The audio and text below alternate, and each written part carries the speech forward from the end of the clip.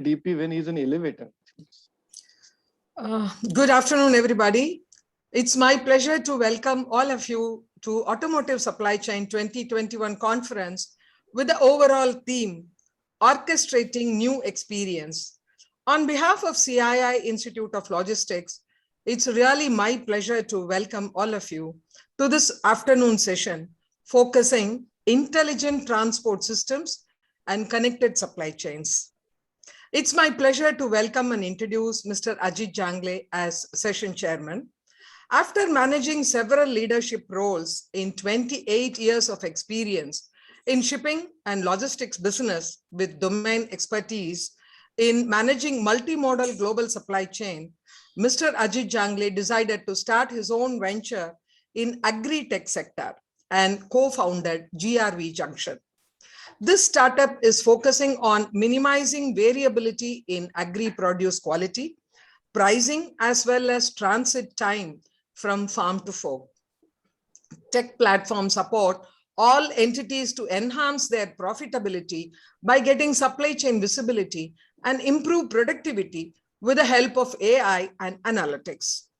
Before this venture, Ajit was the Chief Executive Officer, Supply Chain at DP World, where he was responsible for express, contract logistics, CFS, and bulk business units. Prior to joining DP World, Ajit was the country head and chief operating officer of TVS Logistics India. Now I request Mr. Ajit to take over. Thank you. Good afternoon to all, and thanks Bhanumati for the very warm welcome and the introduction. Sometimes when you get introduction, you go back to last 28 years. And I think that I can relate with Mr. Singh here, who is the most senior in our panel. So I welcome everybody in all participants and panelists and presenters. This is an honor to be part of the CII, and thanks for that. I was just reading something and I feel that, it's a very interesting time, and somebody who spent more than 10 years in the industry can relate to what I'm saying. That pre-COVID, we used to talk about supply chain with the cost. Cost optimization was the major focus. In the COVID, we realized, specifically in any movement, we're talking about the order fulfillment. And this is a really good move. So the way the economy suffered in the COVID, but I think there are a lot of benefits happened in last 18 to 22 months. We experienced this transformation of supply chain outlook to the order fulfillment. With the order fulfillment and cost together gives rise to the lot of supply chain optimization. And that supply chain optimization cannot be done to have unless visibility, and more than visibility, traceability from asset to the cargo or material. So today's topic is mainly about that how exactly we can use the technology to make the traceability used to the customer's problem solving. And for that, we have a presenter today, Mrs. Sulaiza, which is a senior product marketing lead of Here Technology. With her permission, we can call her Sue. Sue is the senior product marketing lead for transport and the logistics technology for Here Technology. She is based out of Singapore. She is bringing about 19 years of experience in product management, product marketing, and product development. She worked for major brands like Nokia, StarHubs, IBM, Motorola. And again, the Here was earlier was known as NAV Tech back in 2008 as a global product manager. She worked across organization, enabling the various teams and positioning location intelligence product offering in the best possible way. She also led a creation of the company's first pedestrian navigation content globally and in Asia Pacific, which was embedded in the several Nokia GPS-enabled phones in the 2010 and 11. So we have an expert who can tell us more about their product and how exactly that can help. And after that, we will start the panel discussion. So over to you, Sue. Happy to hear you from the presentation. Thank you, Ajit. Thank you very much for the introduction. And I would like to thank everyone for their attendance today. In our section today, I just want to give a brief presentation, and I'd like to share basically about what I believe that detailed location technology can have a significant impact on the efficiencies and the effectiveness of supply chain journey. So let me just demonstrate a little bit. Before that, I give you a brief intro about our company. Here Technologies has been around for more than 3 decades. We are a location data and technology platform company that help our customers understand the problems and pain points of where location intelligence can play a major role.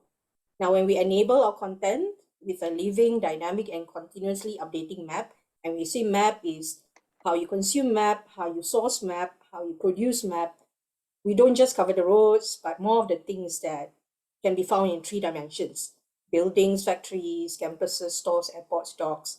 And now it incorporates the stuff that moves as well, like vehicles, goods, IoT sensors, and even people. And with this representation of reality, it now became a basis foundation for us and even our customers to understand how people, places, and things connect together. And like I said, since we have been around for almost 3 decades, but we have a strong presence in India for the past decade, actually. There's 3 offices in 3 cities across the country. 40% of our here's workforce actually is in India because we have core competencies with data operations, engineering, IT, product teams, and sales distribute within India with other satellite offices. And in the last 6 consecutive years, we have been recognized as part of the Great Place to Work in India. But globally, we have about 8,000 employees with multiple global offices in 56 countries, giving us strong local presence in the key markets.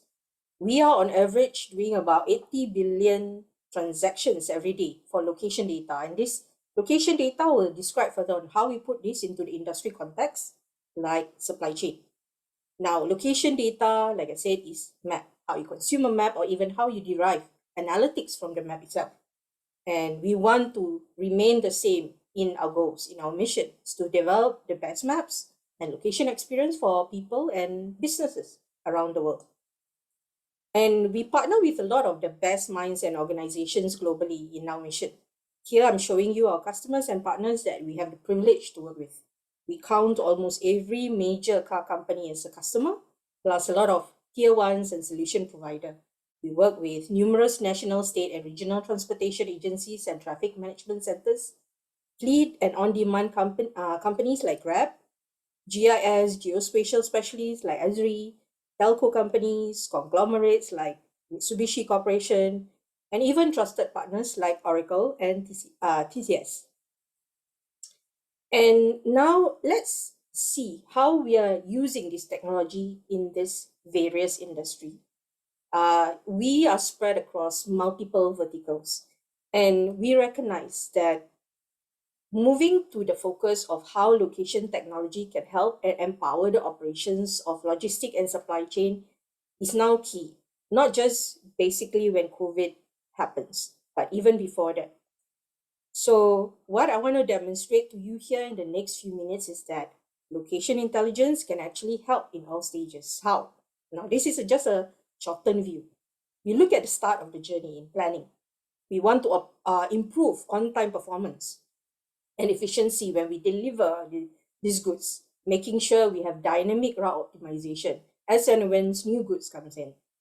In moving into execution, we want to provide customers with real-time multimodal shipment visibility, identifying possible disruptions that might happen along the way, and maybe avoid them also, and derive real-time ETA, ETD notifications. And when you look at freight handovers, where you go between borders or between countries, in enabling smoother inbound logistic operations and handovers, we will also want to reduce waiting times or idle times within the docks, right? Within the warehouse once the shipments comes on board.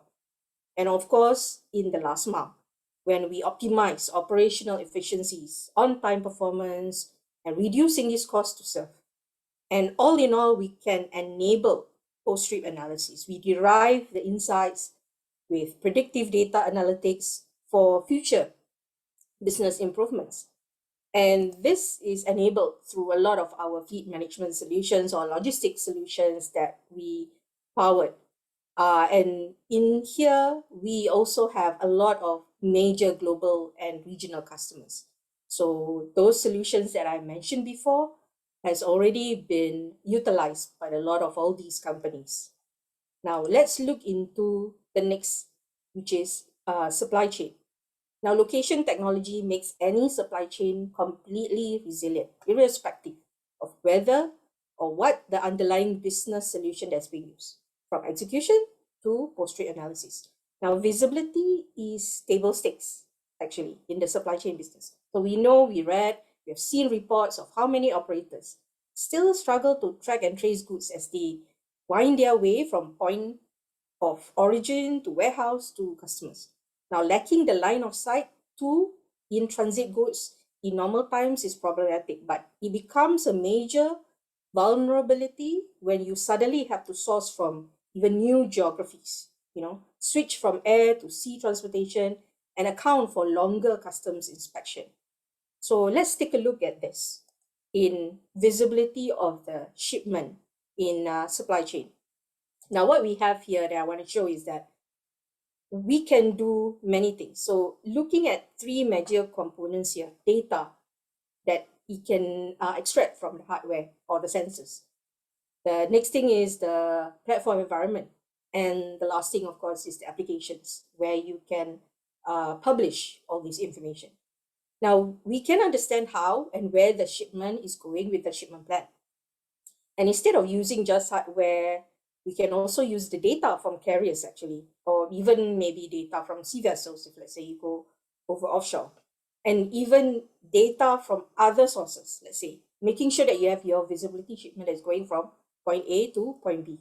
Now, for some companies and managers, they want to track and have visibility not just on the bigger assets like the container, but if they do, they might just want to track that container movement, and once that container lands on port, that the goods that in there will be split and on their way to each distribution center. However, you may also want to monitor and track maybe a high value goods within this container, and then you can utilize a tracker to really trace that goods end to end. You can even create some threshold, for example. You might want to know anytime where they are on the dwellings of those shipments. And if there's any deviation from the route that the shipment carrier has told you, you can set up these rules, monitor, and get notifications. So whether your shipments are late, early, and whether they're stuck at a point inside a supply chain for too long, this can be enabled with location intelligence. And this would be the best possible scenario solution that we can give to our customers. The best ETA across all the supply chain, not only just for road, but includes sea, air, even rail routes. So you'll be able to know and make calculations when your end customer is asking. So they know exactly not just the range or estimated or days or weeks, but the actual time that their goods can arrive. So let me share with you a reference example that we have when we work with this particular customer called Siemens Healthineers. So they are a leading technology company, over 120 years experience and 50,000 employees, more than 70 countries, right? So their challenge was linked to the complexity of coordination and tracking spare parts of time-critical and high-value medical equipments. Now, a lot of all these really expensive, condition-sensitive medical imaging parts like X-ray machines or radiography systems are critical. You do not want to, you really want to know whether they are dead on arrival, they are missing parts, or they are spoiled along the way. There are four key challenges when it comes to us is that they have complex multi-modal supply chain because they have daily coordinations with a lot of multiple multimodal forwarders globally. They do not have the lack of, they don't have the real-time visibility because some may have more insight, some may not. So it's not synchronized across.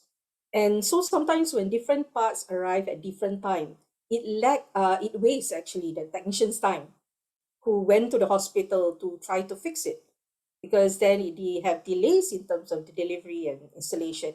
And all in all, this means that there's a lot of excessive downtime, unreliable SLA compliance, and actually, some of the shipments that arrive date on arrival means there's postponement of critical medical stages that you need to do, especially with X-ray machines and all that. So how we do is we work with them. We work with this team in Siemens Healthineers to design a shipment visibility solution for tracking and monitoring of location, the condition, and the ETA of these medical equipment service parts. Now, we want to bring real-time end-to-end visibility into the outbound supply chain. To achieve this, a smart sensor tracking device was actually developed to enable the complete shipment conditioning monitoring with global connectivity partners of ours and the ability to record data even when offline. And based on the here tracking technology, Siemens Healthineers customer service engineers are now able to track the location of the service parts when they land, and then when they are being shipped to the hospitals, and even indoor positioning within the hospital itself. And after the delivery inside the hospital, they are still able to monitor the condition in real time. Now, with that that I've shared so far, I just want to conclude the fact that our solid foundation of a global platform and ecosystem actually spans across this 3 decades experience, and we have been a trusted partners with many of our customers that has counted us for a very long time. But the most important thing is we want to actively help you out to make the best opportunities of location technology to enable your logistics use cases or your supply chain use cases. So let's partner up, co-develop, and even co-create together, right? To enable the use cases and to enable your success. So with that, I'd like to thank for your time today and encourage you to download our latest reports with partnership with Frost & Sullivan that discusses the challenges, opportunities in fleet management, asset tracking, and shipment visibility. So if you scan the QR code, you are able to download the white paper. So thank you. And with that, I'll hand off to our moderator, Ajit. Thank you very much.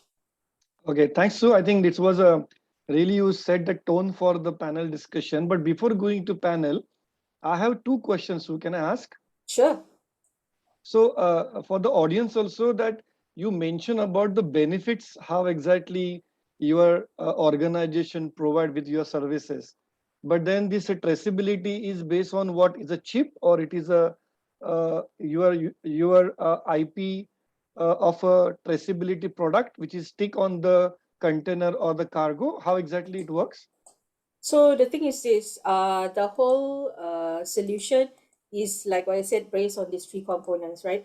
So our location technology, the most important thing is in terms of our platform environment. We have data, the content. That means where exactly that I can find or locate this particular container, right? Or particular assets. And this platform environment or the APIs that enable this includes many things, includes routing, includes geocoding, includes positioning, and these encapsulate those data that you source or that we source, or even some of our customers, they bring their own data that and integrate on top of ours. And so with all this information, we will know basically in very accurate form when we work with other partners. Because, for example, when you have this information and you enable it in a platform environment, sure. But let's say if you want to carry it across even rural areas, connectivity is important. So we work with carrier partners as well. So carrier will then be able to enable some of the positioning of the traceability of this shipment and assets that going from point A to point B. And there are many other solutions. So don't focus on hardware. Some of our solutions is CAPEX model, one-time purchase. Some actually is OPEX, meaning to say you can actually do subscription and the hardware is part of it. So that's actually the longer form of those questions that you have. Okay, and the second question is, what I imagine is that this whole database is coming into some dashboard. So let's say if I'm a customer of these services, I can able to view everything in a dashboard, so I can see the traceability at the detail level, correct? Yes, correct. And the applications will then show that traceability. And put it this way, some of our customers, they have their own so-called software, like the ERP software or TMS software. So some of our solutions with our professional services team will have to work with that software to see how this integration can marry and come on board together. Okay. No, thanks for the clarification, because sometimes presentation is very short, but I think for the audience, we need to understand in detail, Yep. because there are similar kind of models are running and everybody has a different services to offer and technology to offer. So specifically for the Indian context, uh, trying to understand how exactly it works. But again, thanks for this clarification. And if something Most is, welcome. of course, the Kushal is there in a panel, so maybe can take some inputs from him as well. So thank you very much, and I'm Welcome. happy if you can continue this panel discussion also, and maybe you can add value wherever it is relevant. I'll hope so. Thank you. Okay, so now with this, I think thanks Sue for setting the tone for our panel discussion, and we have a very eminent panel about four senior people here. But then, as usual, after working several decades in the service industry, I always respect to start with the customers, and one representative of the customer is Amit Borkar with us. He's a vice president operation of Air Raymond Fasteners India Private Limited. So I like to start with him. So next pattern will be that I will introduce the panel member and he will share his comments. And then once he complete the comments, I'll go to the next panelist. So before handing over to Amit, I will share some few things about him, that he joined Raymond in April 2015.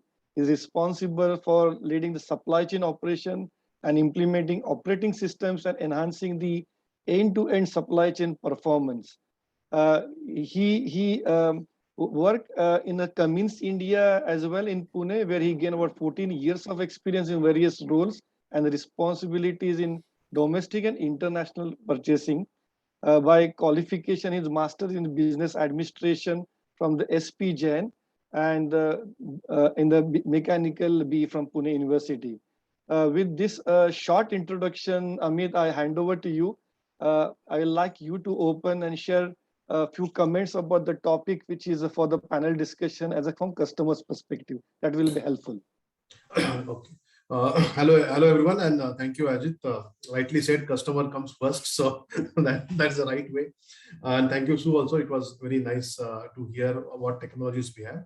And thank you, CI, also by suggesting the right topic today, which is really very apt. See, we are still coming out from the pandemic issues, and probably that's where the technology and today we are interacting is a part of technology. So it's really apt subject. So when I look at from as a user standpoint, what to be honest, what fear for me is how my material, the hard-earned material which I had made, is taken care of, because I'm handing someone different person, because that to reach from point A to point B. So how that person is really taking care of my material, my money, I will say in a way, because that's where I'm selling. So that is very key when we look at the transport system, that what is that assurance, the credibility of my material being taken well care of. As what I do, I expect the transport system also to do that.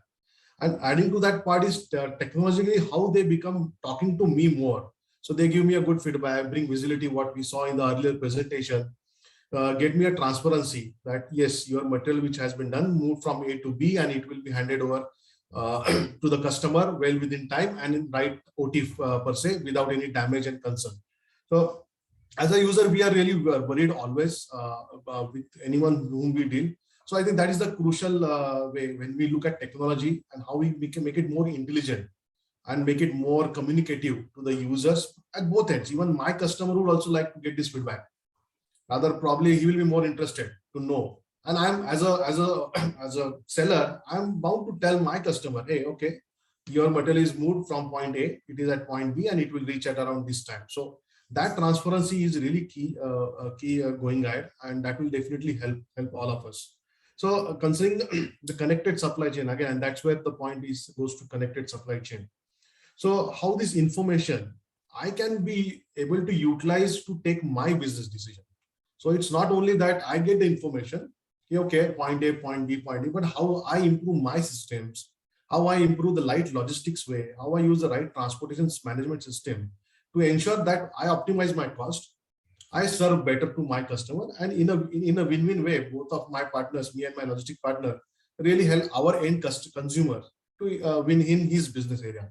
Probably that collaborative efforts we need to bring on, and that's what I see more often, is the collaborative approach. So that is the really key for me to go that. Adding to this, I think there is a lot of pressure on industry like us to reduce our carbon footprint. And I think logistic will play a vital role in helping my industry to see that how we map the carbon footprint and how we help it to reduce. It is better for the environment. Though a lot of things are happening in that area, I'm sure. But when I look at my logistic partner, how they can help me to see that, hey, Amit, this is where you are and this is where jointly we can work. And I can help you to bring this carbon footprint. So Ajit, now this is really top end on what we can say, like we wish to have, and I think we are taking right steps.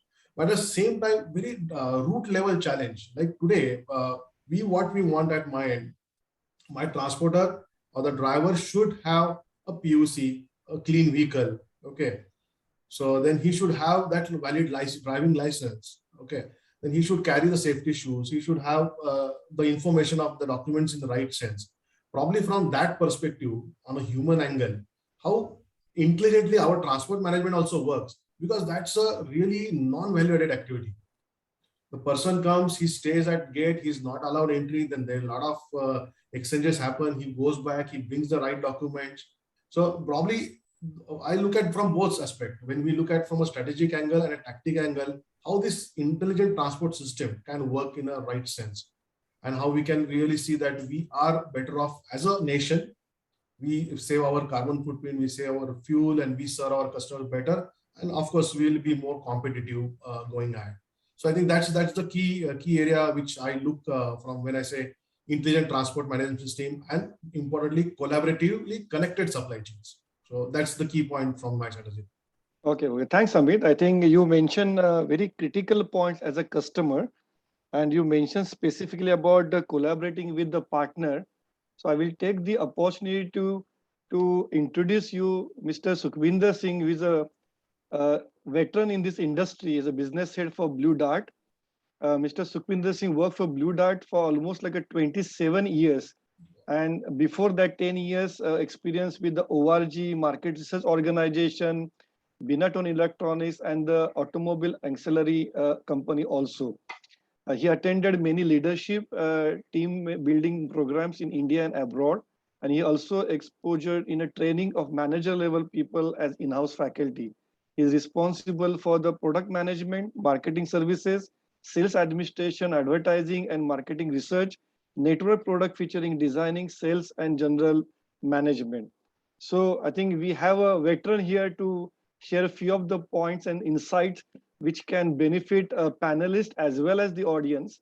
So Mr. Singh, over to you. You have to unmute your laptop. Yeah, thank you, Ajit. Thank you, Amit. When I was hearing Amit's presentation, whatever he has said, I was thinking, yes, whatever his issues are, so my organization or I have to resolve those. So I was thinking about that. The first thing which you have said, that one thing is regarding the visibility of the shipment, then the collaboration with the 2-3 parties, and then finally also looking at certain things on the cost. I think all these things I need to optimize when as a Blue Dart, I have to offer a solution. I think very important point right now, if we talk about the cargo does not speak. I think with this, our IoT, so we have given an opportunity to cargo that it can speak. You and me can be mouthpieces, but definitely we get the help of the intelligence systems. So it's just like, I'll say that if I talk regarding my organization, I think Ajit has said many things which I may not deserve. But the thing is, once we pick up a shipment, whether it is a first mile or it is a last mile, then immediately visibility becomes important where it has reached. I think very simple system. We can look at the Pizza Hut or something like that. That when even when the preparation is being done, we can also get the information. That is the power of technology which we have to integrate. And this kind of system was existing in our organization maybe since 96. And at least the 3-4 major metros were there where the shipment could have been tracked. And up to 2001 or 2002, right from the pickup level till the delivery level, this track and tracing system was available, and that was our strength.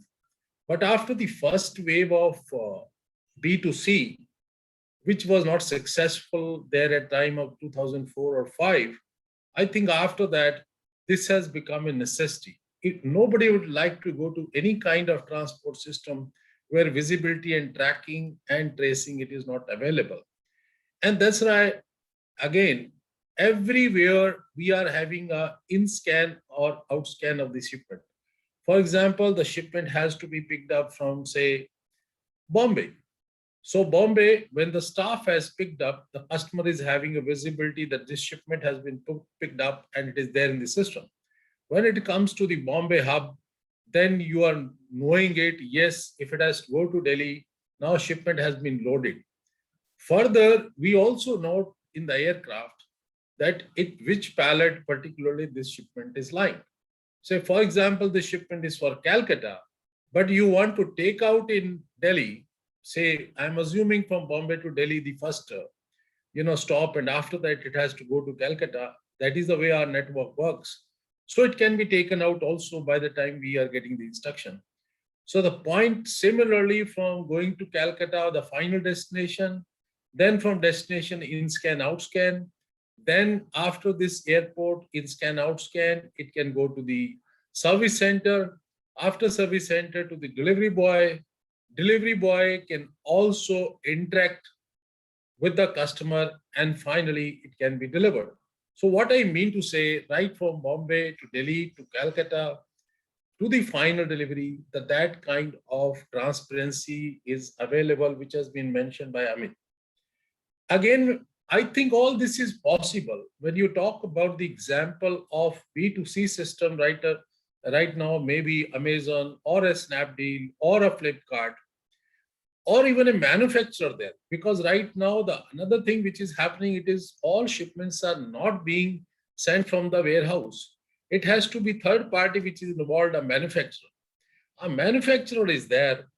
He might be sitting in Ludhiana, and shipment has to go to one customer, say, for example, in Pune. So, but the Amazon or Flipkart, they are sitting here in Delhi. So they order us that, okay, shipment has to be picked up from Ludhiana. So now there are the three parties involved. One is the actual manufacturer. The second is party like Amazon, which gives a platform. Then finally it comes to us, and then it goes to the customer. So all these systems have to integrate. That's why the collaboration word has been used by him as well as me. So these three parties, we, shipper, manufacturer, customer, and even this platform, we have to work on a common platform and integrate it. So that's how we are, you can say, in between. We are the enabler. We pick it up. Final customer started chasing us, but he can visualize every whole part of the journey, part by part, where it is, until it reaches to him, and he comes out as a satisfied customer. Sometimes if there are the mess ups also, that can also be immediately resolved within certain limited time, maybe a day or maybe few hours, depending upon the situation. This is all possible due to intelligence, artificial intelligence, or you can say that is all due to the transparency and visibility throughout the journey. So these kind of things we are doing it. And same way, we are the only service provider with having a good network of maybe around 400 tons a day to carry it on our air network, aviation network, then integrating it with the ground. Similarly, integration with the help of IoT. So in that way, we integrate our systems with the customer and give that whole journey's visibility all over from anywhere to anywhere. Plus, we are the country, we are also having a company, we are having 75% owned by DHL. So we are a DHL organization in any way. And same thing is also applicable whether the shipment is picked up from China or say from US, and finally it comes to India, it is cleared, then it is handed over to Blue Dart and the same journey starts. So that's the kind of solutions we are providing. So that's what I wanted to say to introduce to you, that this is how the Blue Dart works. This is also as a service provider. We work, whether it is a manufacturer, whether it is a service industry, and we deliver everything. And credit cards came to India maybe around 95, 96. So since then, this track and trace, it is available in the country. Earlier for that kind of product, now the maximum usage goes for the B2C platforms, whether it is Amazon or Flipkart or any Indian company. That's what I wanted to say, Ajit. So over to you. Any question, I am open. Thank you. No, thanks, Mr. Singh. I think I like two terms which you use. And one term is that IoT technology given the voice to the material. Now, because of that technology, the material can speak or asset can speak. I think I like that analogy. The second part you mentioned, which is so correct, is that something was very, very fancy earlier in 90s. Now, let's say, for example, traceability, and I started my career in 92. So that time we were talking about a traceability means something like a fancy out of the blue moon. But today we reached to a situation in 2021 that if as a service provider, if you cannot provide that, no customer will be willing to work with you. So whatever was the fancy or maybe dream, now it becomes the situation that without which you cannot operate in the existing competitive world. So I think these are the two terms I liked, and I thought mentioning that again, because it happens with the personal life, it happened with the industrial life. Few things which we were thinking 10 years back, like for example, I coming from the manufacturing, that time we were talking about quality. And we were working and making fuss about the quality, that my product is so quality, parameters are better. Now that is a useless talk now, because if you don't have a quality, even you cannot even stand in front of customers. So I think situation is changing very fast, and because of digitization, I think this pace of change will happen faster than the earlier decades. So I think we need to gear ourselves for these changes and technology.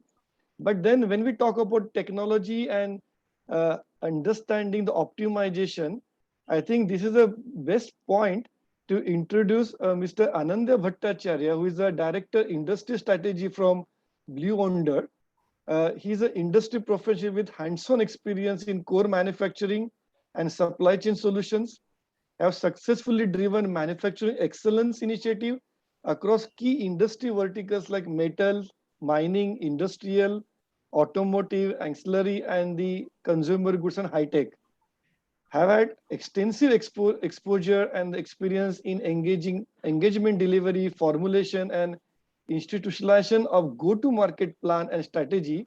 I think this is the best time to introduce him and understand his views, because we understood the customer, we understood service provider, and now we need to use the technology platform, that how we can optimize these data points.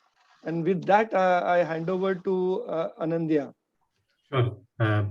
Thank you so much, Ajit. I hope I'm audible. If not, Yes, please. you are. Okay, fantastic. So before I get started, there are a couple of very important aspects I want to just quickly go back to. Ajit, you mentioned when you started, you mentioned about the transportation cost or the cost to serve no longer being the most important mega trend or the imperative. I think Sukhinderji, you mentioned about visibility, track and trace, shipment. Why am I mentioning these two things again is because there are a couple of aspects I would want to bring about stating from a technology angle, right? Now, because the session is around auto value chain, Blue Yonder as a technology leader and being rated as a world's leader, by Gartner in the supply chain planning execution space, we see automotive industrial as auto tier one, auto OEMs, aftermarket, which is a big area, which is just kind of exploding like anything. And then of course we have the distribution side of things and packaging side of things. The whole reason of mentioning these elements of value chain is because when we look at, can we use the same logic or same set of solutions for all these 5 or 6 sub verticals? To an extent, possibly yes. But then when we have conversations with our clients, a lot of them, especially around aftermarket, the challenges is around visibility of parts, on-time deliveries, service level agreements with their suppliers, supplier visibility. There is there are a lot of indices like Rubelloid Index, how much of these parts are getting shipped out of China, and China, commands a kind of, a significant weightage in terms of what gets shipped in terms of auto ancillary parts out of China to the rest of the world. So one thing that we hear almost every day with some of our auto customers in the value chain is that, what is this traceability? What is this? Is this a jazz word, or is it really about our erstwhile traditional solutions that we used to do around TMS, i.e. the transport management system, load building, network distribution, and things like those? That's where Blue Yonder, where we bring in our strategic thought leadership, is when we say logistics for this industry, we say it to be an integrated logistics planning and execution. And these are very important words: integrated logistics planning and execution. Why? Because there are aspects of robotics hub, there are aspects of load building, there are aspects of logistics, strategic distribution, days of hub and spoke or direct to customers. You're talking about, visibility of containers. You're talking about a frictionless SaaS, a software as a solution. And if I need to kind of assimilate 10 out of 8 customers probably these days are talking of, how can I have a robust, best-in-class SaaS-based transportation, warehouse, and fulfillment solution? And that's where we say that, okay, the traditional transport management holds good if you are topping it up with AI and ML-based decision making. But then what we're seeing as increasingly getting adopted, especially with the automotive distributors, aftermarkets, and tier 1, tier 2s, are the capabilities around what-if scenario decisions. Now, for example, if you have a Suez Canal fiasco, or if you have another wave of COVID, and therefore there are shipments which are not able to come through, therefore, what order cycles, what is the available order promising that you will do to your end customers? How will you manage your planning capacity of your factories? How will you look at your overall logistics network and look at, while your freight capacity is optimized, how will you eliminate your empty miles? And therefore, I go back to the word of what if scenario modeling, rapid capacity modeling, rapid modeling of these situations and disruptions which can come in every day without giving any indication. And that's where, whenever you have time, to my eminent panelists as well as the attendees, please go ahead and search about Luminate Logistics. That's something which is next generation, as being rated by Gartner as well as the next generation response to such disruptions. And apart from that, I think the only other point that I would want to touch upon is the control tower. From a technology adoption standpoint, Ajit, something that I personally am seeing with most of the conversations we are having, we have Ford, we have Caterpillar, we have Armadas. These are the big clients who are using our logistics solutions in the automotive space. Then we have Practive, Autoliv in the distribution side of things. They come to us not just with the container track and trace, but looking at a dynamic network optimization. They came to us with a perspective that, fine, this logistics planning is all right, but is this solution capable of providing a multi-echelon inventory visibility at multiple ports? What is the ETA? And therefore, what is the potential impact on my EBITDA? And therefore, that's where we bring technology in to solve a business problem rather than say, hey, you know what, we have a solution, why don't you buy it? I mean, what we have learned is we need to first hear the client, understand their problems, and then try and solve their problems. And that's where some of the things that I mentioned around control tower, around track and trace, around your empty sailing track, traceability, or network distributions, they have become very, very important. So, in short, those are the certain, aspects that I would, want to touch upon, and maybe, hear other panelists about their perspective as well. Oh, back to you, Ajit. Okay, thanks, Anand. I think you take it to the complete score methodology and getting the platform to really use these data points to add value to the business. So because supply chain always seen as a cost function, I think the important thing which now everybody needs to see that it is a revenue function as well.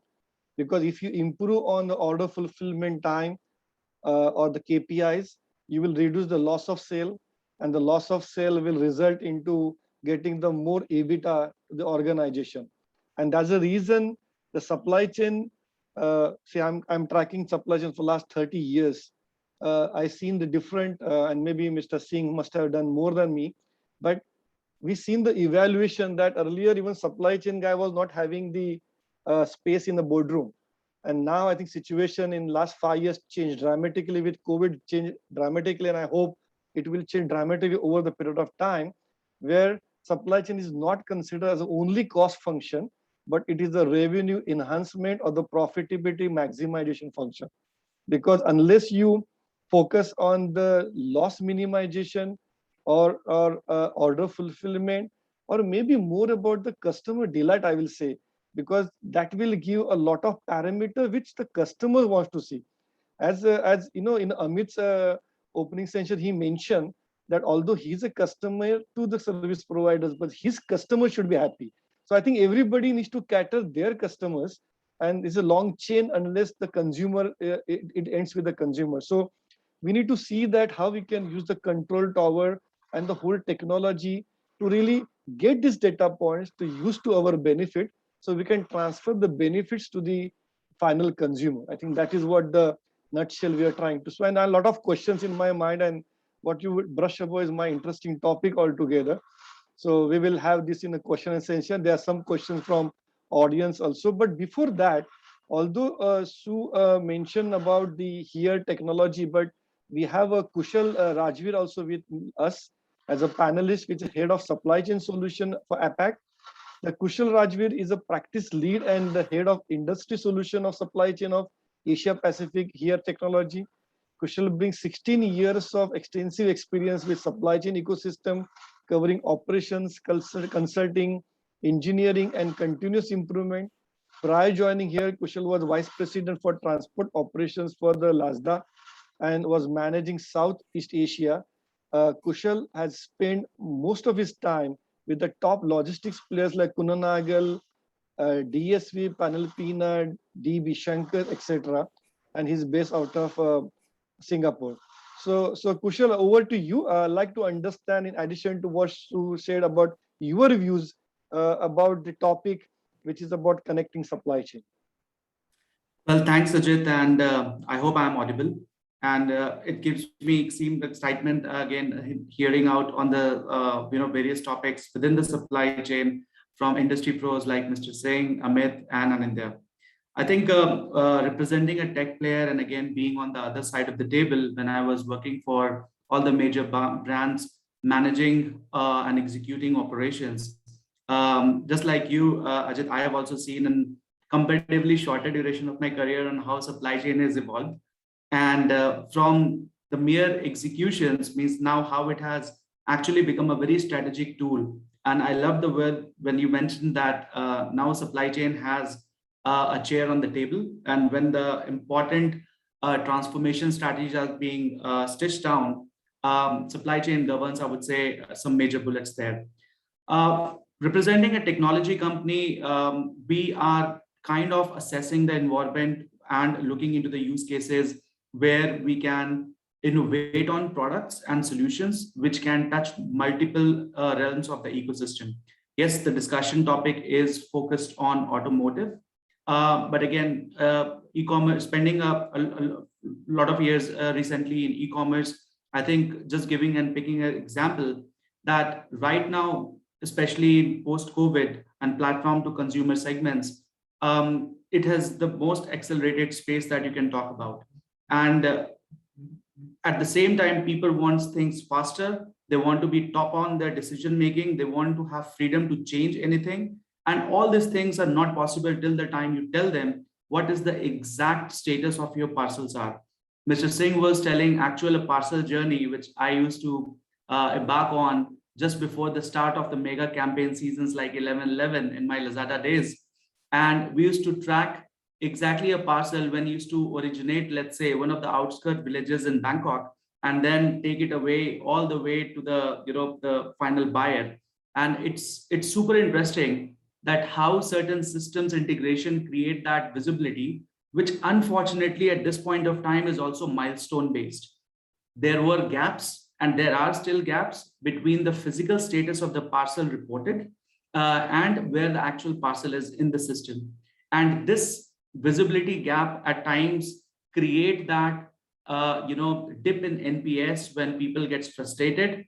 It kicks in a lot of different analogy on the commercial segment as well, when it kicks in claims and refunds when things are not met on the service level.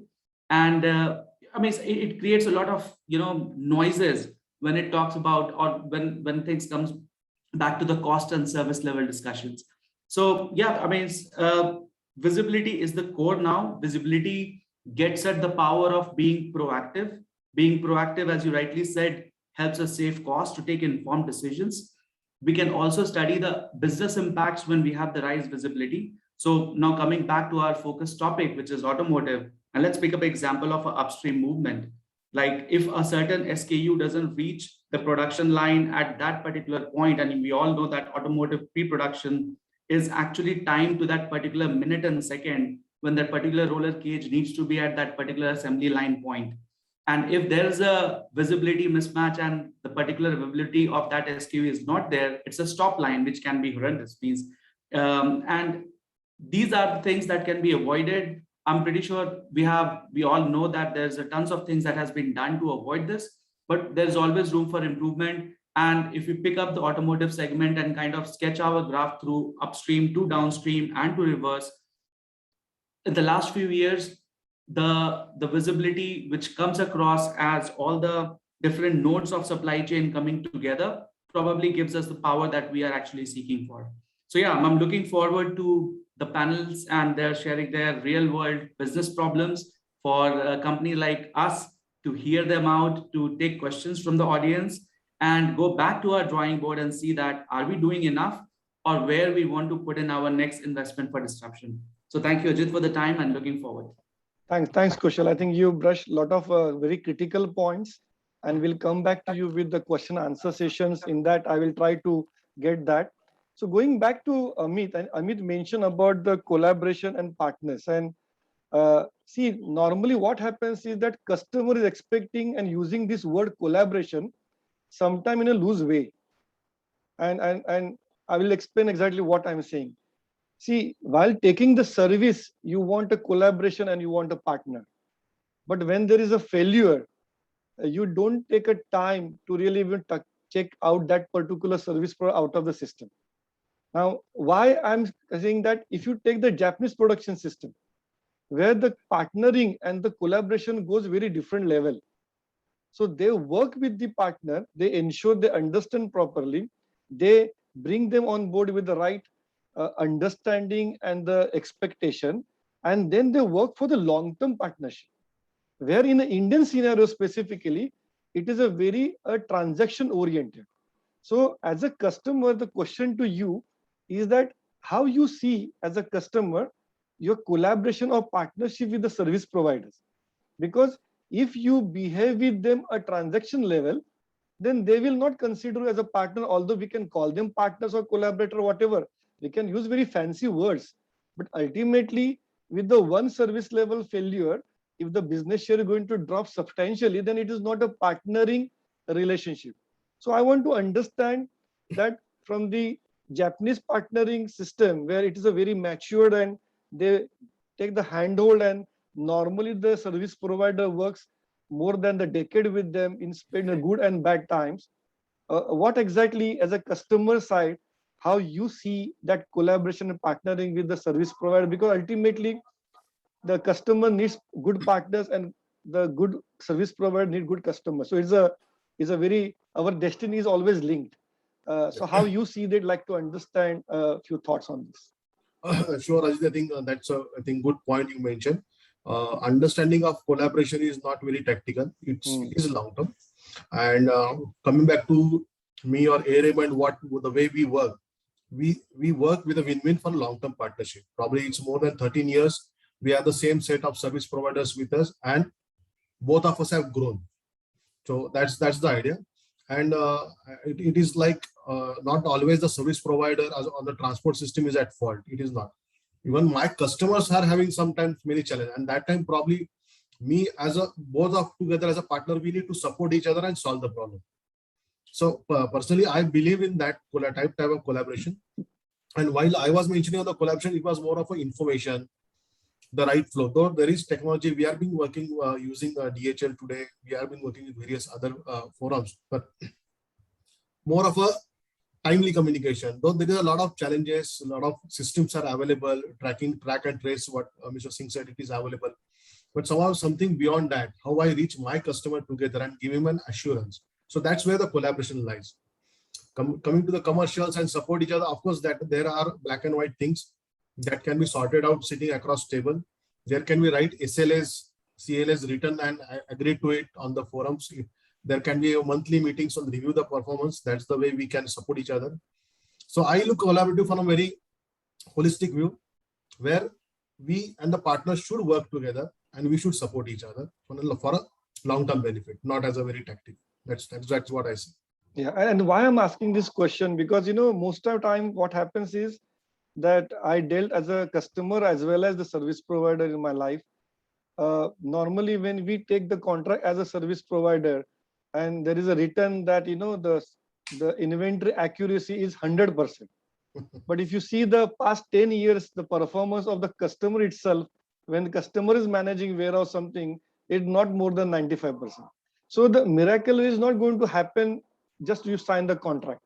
I think there is a gestation period, there's an infrastructure issue, there are some cultural issues, there's some technology which we need to solve together, and then we need to get to the that 100%, which anyway expected by our final customers and consumer also. So with that context, I was asking this question, because it is not that my bug I'm transferring to somebody else and everything should be okay. And that I experienced several times in dealing with my customers also. And with that angle, I asked this particular question. But I'm happy to hear that the approach is very, very collaborative and long-term partnership. So it's appreciated that. Just to add one point on that. See, when I'm trying to reduce my lead time, okay, it is the overall lead time. But first, I'm looking at my production systems, my planning systems, my procurement system. Because if I am calling for some vehicle at this date, this time, it is my utmost duty for me as a even though I'm a customer, I should see that my material is ready. My turnaround time of my vehicle within my premise should not be more than 30 minutes. There's no point in keeping the vehicle, the driver, which actually they earn when they run. So I cannot hold them at my premise. So that's the very collaborative approach we take. Even my team is very collaborative, and we have our KPIs to the warehousing team that they have to see that the vehicle is released, loaded or unloaded within that time frame. So that's very critical. So that's what we really understand the pain of that other partners, and that's where we try to be collaborative. Thanks, Amit, for that reply. I'll come to Mr. Singh. Mr. Singh, you mentioned about a lot of details about how you track, but I will like to get some insight from you how you manage the supply chain integrated with the groundwork network to satisfy the customers. Because the air does not reach everywhere, because you have some point at the airport, and after that again there is challenge. But it's specifically I'm talking about air, because when we talk about the multimodal transportation, air is a very critical component of it. Somebody is airing it, it means very, very critical shipment. Somebody is airing it for the critical shipments, he is paying through nose. And in that, the traceability becomes the very, very, very critical. If the transit is going to time, let's say for the sea shipment is going to maybe 20 days, for that, it is important, but it is not that topmost priority. When it comes to the air, it is absolutely topmost priority, and Blue Dart DHL is known in that particular segment. I'd like to understand from you how exactly you manage specifically about the air shipment with coordinating with the technology and the groundwork, because there's always a mismatch we seen in industry. Yeah, very good question. I think, let me tell you some background. We introduced our own aviation system in 96. I joined this organization around 93. So at that time, the discussions were going on that if we have to introduce this aviation system, what can be the load, what can be the route, and how the shipments or how the air network is to be integrated with this. At least 3 years I was participant to that. And then finally, integration was done in this way when, first of all, the air network we have chosen at that time, the crescent route we call it, that is from one Calcutta, Delhi, Bombay, Bangalore, and Chennai and reverse. That is how we started. And then we thought that, okay, certain vehicles should be coming to that point when the aircraft is landing.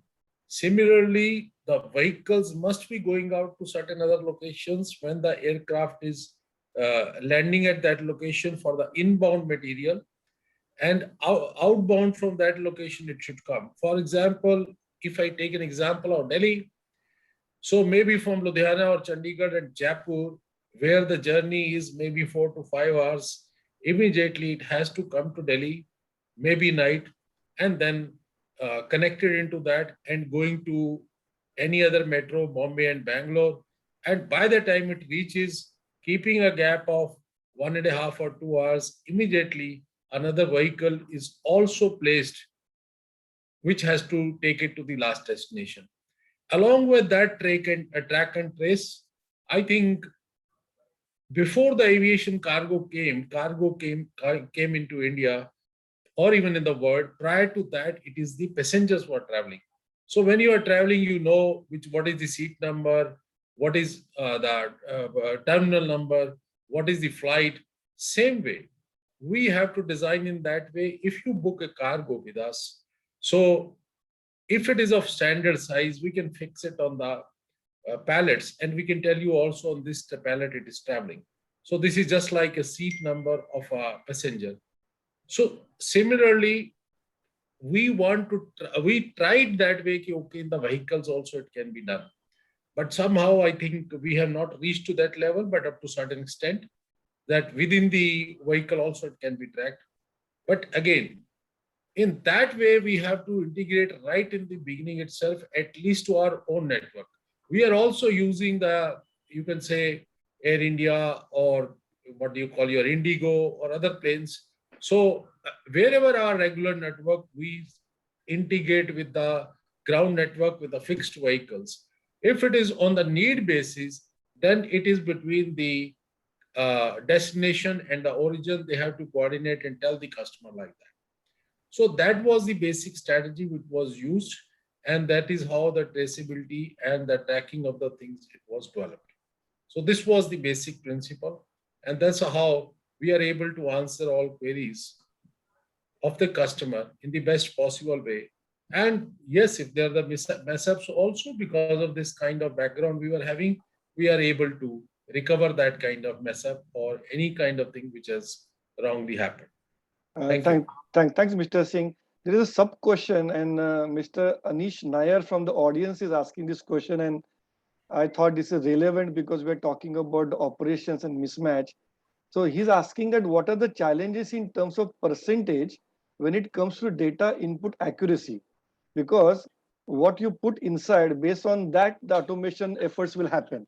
So he wants to understand normally what is the percentage of inaccuracy for the input happens, and second is that over the period whether it's improving.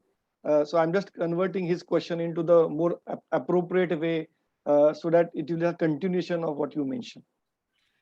Yes, if one thing, I think that is another one question, a very relevant question.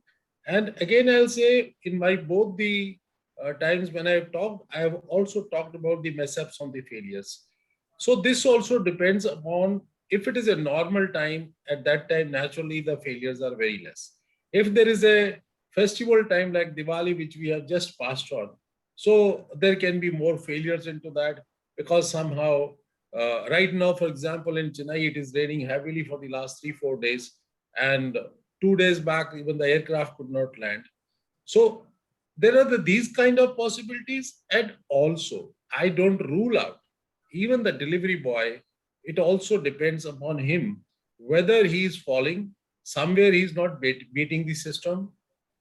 Okay, if he has wrongly coded sometime that yes, customer is not available, very easy to say. But right now the technology is also there, that customer is also since integrating with us to the platform, and he can also say that, okay, in these 3 hours I was there in the office or there in the home, but your person has not come.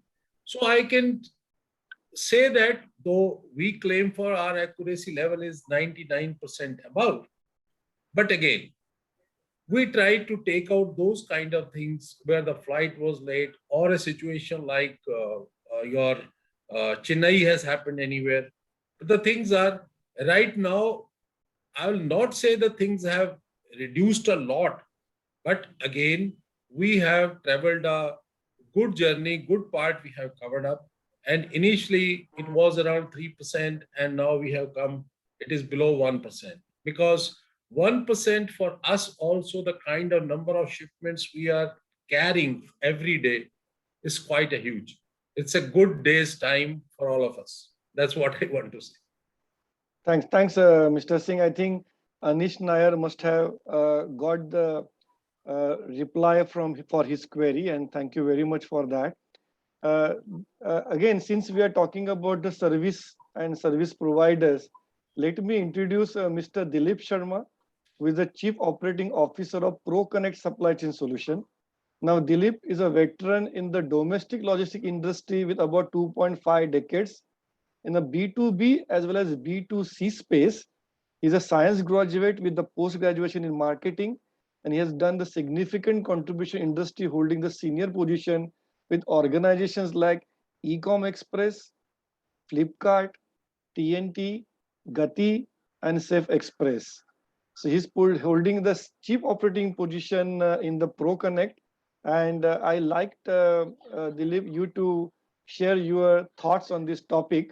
I know you stuck in some of the assignment in the organization you joined led, but thank you for joining and making this time so the audience can gain from your experience. Thanks, Ajit, and thank you, panelists. It's a privilege to be here on the CII Automotive Conference, and my apologies for being here a bit late. I was caught up at the same time, bit of an internal meeting, so apologies for that. Okay, so coming back on the subject, I'll cover it maybe very quickly, and then we will go to something specific to my end on the question part is. So the way that we look at from a current challenge perspective on our topic of automotive industry, I'm sure this would have got talked about. But the domain of logistics, if you look at today, it's very complicated from a automotive part. The entire opportunity across globe has been messed up, if I may use that term, and largely on 3 accounts. One, that due to pandemic, of course, the production sources were off, so that has given a bit of a supply chain jerks. And the critical 3 part, which is creating the nightmare for auto industry, all the top of the list that we know is the semiconductor part, which is base of that semiconductor is in very few pockets, right? So while China is one base, Taiwan is another base, Japan is another base, and the US in the 4th base, right? With Malaysia bit contributing now. Those have got choked in.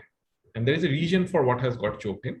One, that the entire noise that we hear about semiconductor is not only that the country do not have the capacity to produce. What has happened during off-peak times, which was during the lockdown, the necessity of getting into a new normal of work from home, etc., and hence the need for a smartphone or a laptop or other, the semiconductor industry, in fact, got a used case there, which have given a high value to them. Having said so, the auto industry was, of course, into the backseat. And today is a scenario that there is a demand versus utility mismatch. So that's point number 1. And the logistic nightmare where it forms now, So I'll cover the other 2 points and then come back a bit of a logistic into that segment. So while semiconductor creates a crisis for productions to mismatch on the demand and supply, the other 2 variables, which is also adding the value, we all know that there's use case of plastics and rubbers being used into this industry as well. So the synthetic plastic is in big use beyond the semiconductor in automotive. There is a crisis, right? So then that entire synthetic industry being used is in abundancely earlier available. Now it's in a crisis. Versus the rubber, which is the third part. So all the windshields, etc., and there is huge component of rubber parts being into it. What has happened? Also, that during COVID, most of these supplies, and rubber also has a bit of a limited base. Again, the Malaysian countries produces lots of rubber, few of that case happens from India. So while the COVID came in, there were lots of rubber products which moved into either gloves or other parts into, and hence the supplies went there. Now, to replenish a rubber, it's a 3-year cycle. So not only the semiconductor is an issue, if you look at the other 2, which is the synthetic plastic versus the rubber, these 3 have created a huge gap. It's estimated that by the time it could get recovery from a production cycle, it's next 2 years. Now, what does it mean for logistics now? Now, across globe, most of the manufacturing, irrespective of which component, be it auto or otherwise, China was the global manufacturing hub for anybody and everybody. Including the Apple phone that we use, we might know that most of its component gets assembled in China, right? And hence, there is a traffic imbalance happening from the seaport or from a logistic output. So what will happen for this year and next 2 years? In absence of vehicles getting produced less, you will have an inflationary cost coming in. And hence today you would see the sea freight is above any measurable numbers, right? It has gone skyway. Will it settle anytime? No, it will not going to settle anytime soon. But there is a misbalance of the container freight, which is coming from one geography to another, and hence it has to return empty. Thereafter, it has to get a production fill, and then it's an equal mode of distribution. It should take some cyclic time. Hence, there's a huge cost which have gone up into the sea freight. Now, we'll look at the other imbalances. The production, it is centered in certain geography. Large part of that is in China. And hence the supply disruption which has happened because of the downstream. Now there are small manufacturer countries like India, country like Malaysia, country like Taiwan, etc., South African countries. Now there is a misbalance of the entire product cycle as to how do they supply from an assembly perspective to redistribution downstream.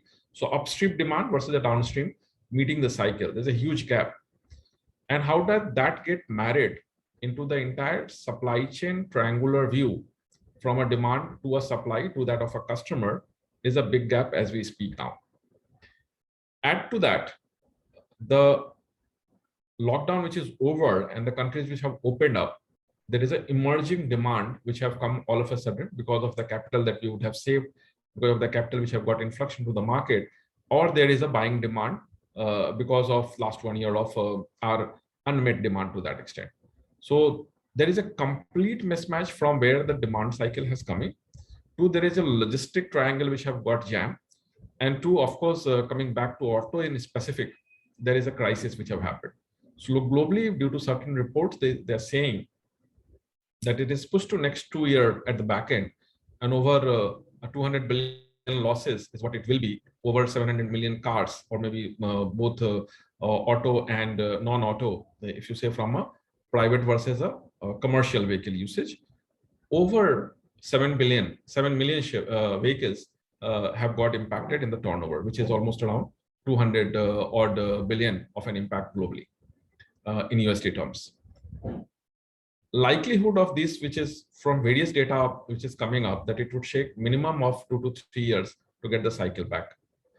Now, in this case, what it comes onto our table as supply chain professionals is we can solve.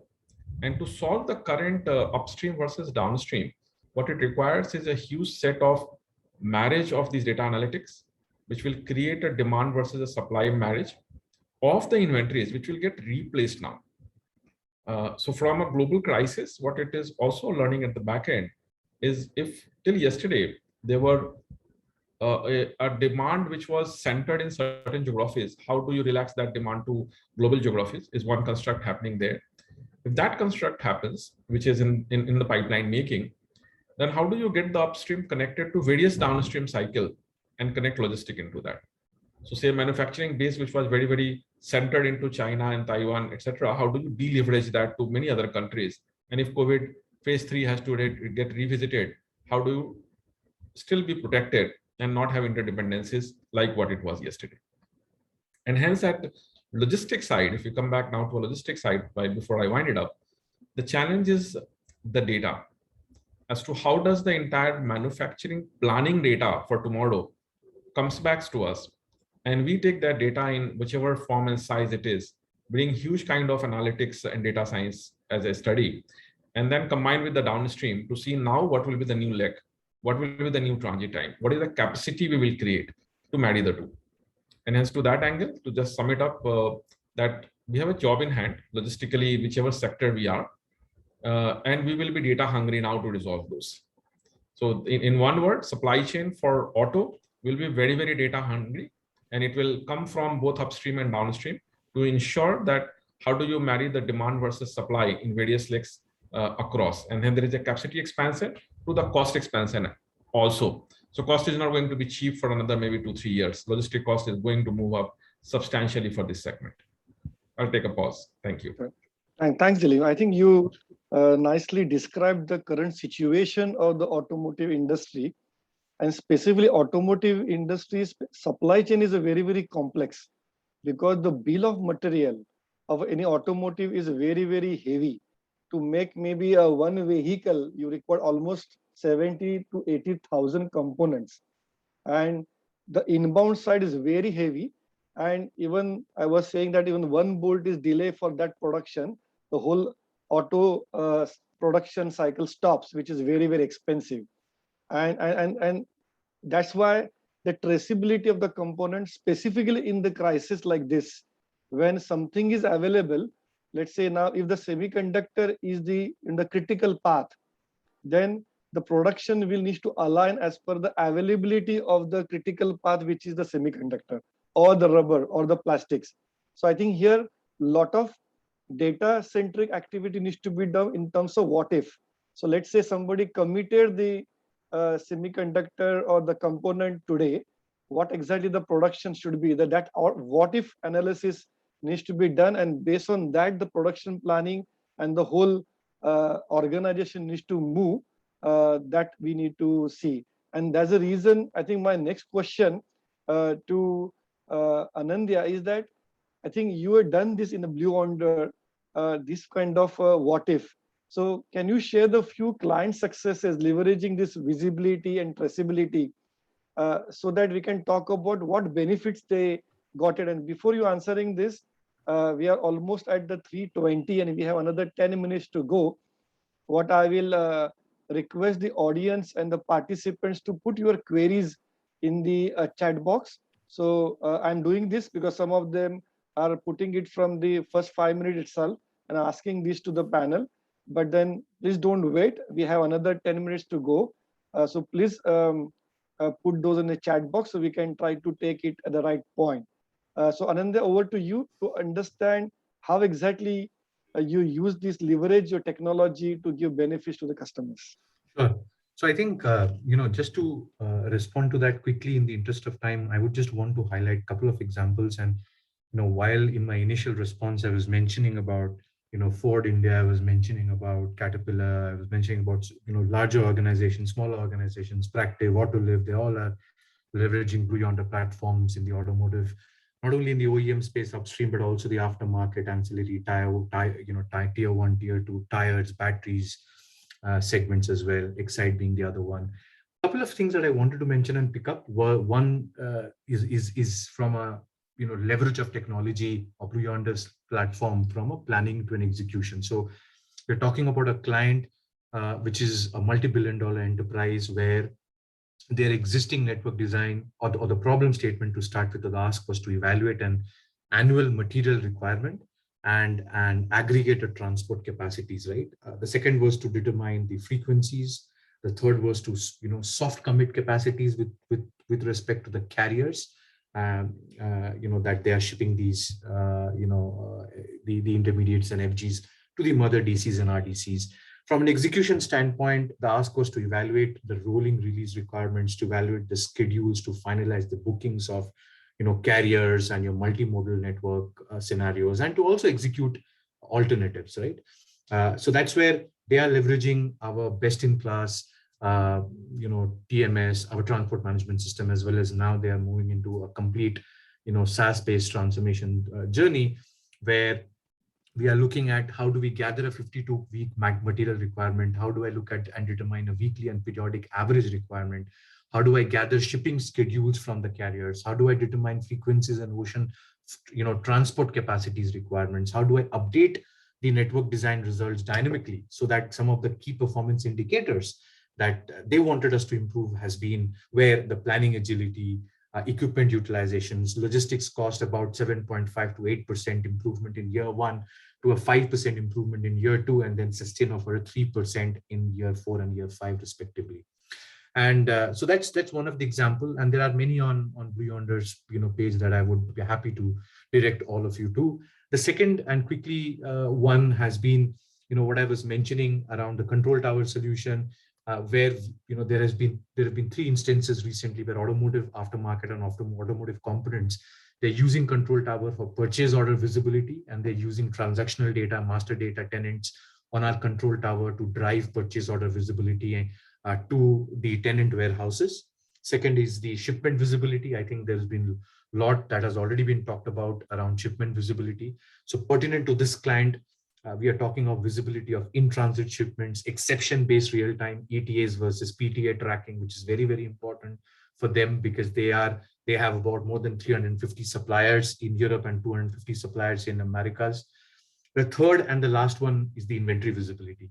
So their inventory turn ratio is something that they wanted us to improve with the platform, and they came to us that how can I use your solution to analyze monetary impact on inventory, exceptions, liquidations, and that's where we use different data like node-based measures, transactional data from ERP, as well as your real-time IoT inventory data to look at it multiple echelon. What is the stocking norms, min-max visibility, and in-transit visibility. So those are the 2 use cases from an automotive standpoint I really wanted to highlight, and there are so many more. Happy to share. Yeah, the challenge with the data is that, see, data can give you insight, but ultimately somebody needs to act on it. Yes. And act on the ground to do really something concrete, so that data can improve as per the expectation. Yes. So I think what I understand is platform can give information. Of course, the service provider of the platform cannot do that work, which is the customer has to do. But then at least they know that where to really focus, so that with the limited resources, they can get a maximum benefit, if I understand correctly, Ananda. Absolutely, spot on. Okay. So again, Sue, you mentioned about the case of Siemens, but then can you share any case of automotive industry where here technology really done something to solve their problems? It will be interest to the audience. So I'd like to share that, in fact, similar things can happen in automotive industries or automotive companies, like in terms of spare parts, right? So I give you an example of a manufacturer in Germany. We know who they are, the big ones, and they are also part of our company, the Audi, Daimler, and so on. So similarly, not all parts actually comes within a particular country or location. They comes from all over the world, the engine, the seats, the dashboard, the mirrors, and everything like that. China comes from Lyon, Mexico, comes from some parts of Eastern Europe. So similarly, in terms of doing supply chain visibility, when we do location traceability, when we do location positioning, you can either go into many parts, or you can either wait until all these parts are being assembled at a certain central point, because sometimes some of these parts are being assembled and being combined into a certain assembly so-called centers of the automotive car company.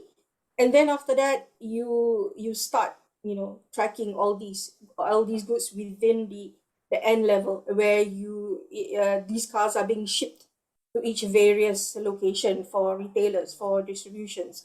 So looking into some of these challenges, not just within the supply chain visibility, there are other challenges within the automotive supply chain ecosystem, like cost containment. If it comes from various locations, the cost is going to be very high. Or risk management, can you take this risk? Having tracking all these so-called parts that is going to be coming from all over the place into this particular manufacturing plant to assemble everything. So a lot of all these things factors comes into place. So when we do it, Siemens Healthineers is just one example. The same way is done in automotive car so-called environment, car manufacturing.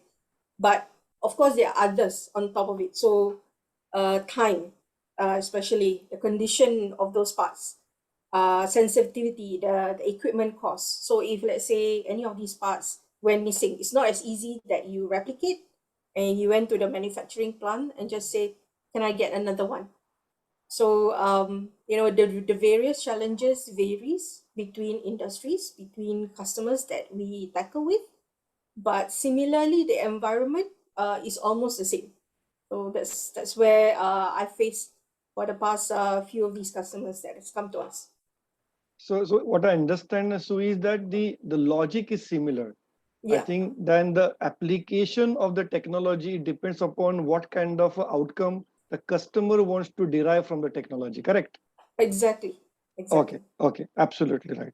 I think there's a question on the current average cost for automation per shipment or the revenue.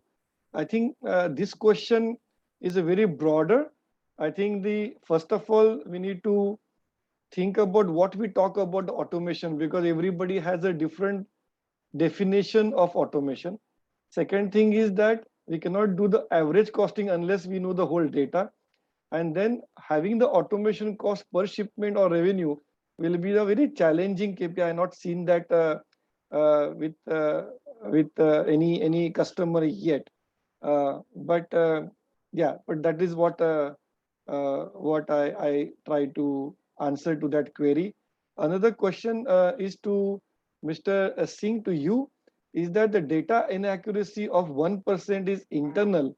How about the customers, and how like incorrect pin code, zip code resulting in the route mapping? How you take care of that 1% inaccuracy? Although you mentioned something in your answer, but then one of audience participants wants to understand more about that 1% inaccuracy, how you manage. See, I think you have the person has also thought on the right lines. It happens because when you talk about the zip code, when you talk about the zip code or pin code, whole of logistic industry is based on that. And if I give an example from the banking industry, so there we all are using the credit cards and we also get the statements and many other documents from the banks. And I don't want to name because we are dealing with most of the banking industry, starting from SBI, India, your American Express, Bank of Baroda, and so many, Citibank, right, since they came into India. So once the address is mentioned there, it's very difficult for them also, I feel so, because it is not changing. So we get, particularly on the pin code side, overall city-wise transfers and all those things, those addresses are getting changed, but pin code generally, even at the new address or like that, this is not available. Here in Noida and Gurgaon, there is one pin code called in Noida 201301. So whole Noida, it is being put 201301. But now there are the different, at least the 25, 30 codes have come. So we are trying. So we go back to them. This is the actual pin code. Next time you have to use it. Sometimes it is getting used. It's a big hurdle for that. And sometimes for the insurance companies or like that, this comes. You have thought it rightly, but I think it is a hit and trial method. We go back to the shippers. shippers also, whosoever is there on the seat, whether he takes that kind of interest or like that. So those kind of corrections are done. It's true that once whole paper can be printed, but finding out the mistake there in his own writing, unless until now the new technology has come that through the computer it can check and again check your spellings and other things. But there also there can be a different meanings of the same kind of words. So those kind of mistakes it still remain. And I think slowly we are getting back to the more accuracy level that right at the, particularly again, I will give the example from B2C. I think there at the origin itself, if we have delivered a shipment at that particular address, so it is cleared. If it is, we have not delivered earlier, some issues have come. So naturally some prop up comes at the origin level, and even the shippers are also having that kind of tools, and definitely lot of improvement has been done. Now touching upon, just a minute, touching upon this auto industry, I think on this topic, we are dealing with most of the companies starting from the Maruti and going even for the MJ Hector. So there also right now the situation, because most of the uh, showrooms, most of the repair shops, they have come outside the city. So it's difficult to track those and even to certain cases deliver those. But once it is established, then we are there in the mainstream. So that's the point. I think again it is a hit and trial method. We have to come to the accuracy level again with the collaboration of the shipper as well as a service provider like us. Thank you. Thanks, Mr. Singh. And with this, we are reached to end of our session. I think one thing is very clear that automotive industry is going through a quite challenging situation, specifically of shortage of material key components.